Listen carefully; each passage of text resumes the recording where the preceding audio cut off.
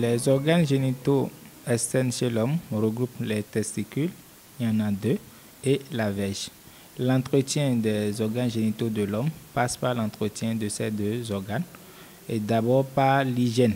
Donc il faut se laver, prendre une bonne douche. Les épilations doivent être contrôlées parce qu'en cas de lésion, ça peut se compliquer d'infection et aboutir à des abcès.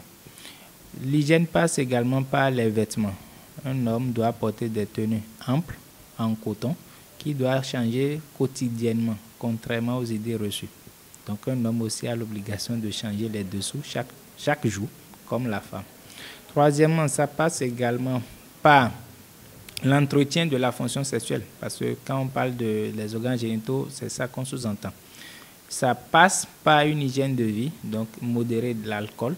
Si on peut se passer du tabac, ce serait l'idéal. Avoir un régime équilibré, pas trop gras, pas trop sucré, parce que toute maladie, que ce soit du cœur, des vaisseaux ou un diabète, peut agir sur la performance sexuelle. Et enfin, il faut avoir une activité physique.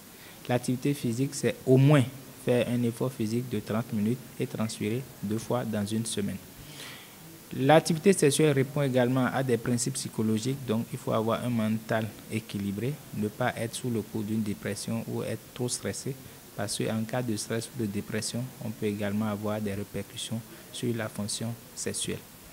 Lorsque la verge est en érection, c'est-à-dire lorsqu'elle est dure, il faut éviter les manipulations malencontreuses, c'est-à-dire ne pas l'obliger à rentrer dans un pantalon trop serré parce qu'il peut se casser.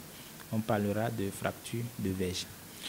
Chez les jeunes garçons entre 15 et 25 ans, en cas de douleur aiguë des testicules, il y a une maladie grave que nous appelons la torsion du cordon spermatique.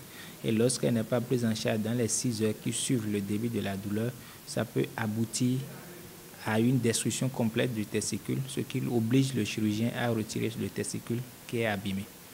En cas d'infection sexuellement transmissible ou d'infection urinaire, ça peut monter et contaminer les organes génitaux externes. Et là, on assistera soit à une infection des testicules, que nous appelons dans notre jargon une orchidépididymite aiguë.